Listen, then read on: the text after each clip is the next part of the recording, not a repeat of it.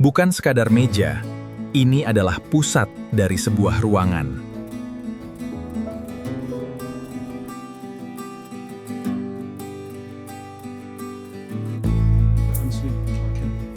The data suggests an expansion in the international market is viable.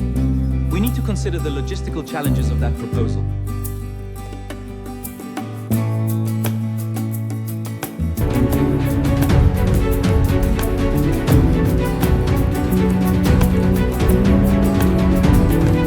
Great shot, Mark. Thanks, Sarah. Your turn. Looking good, Sarah. Stay focused.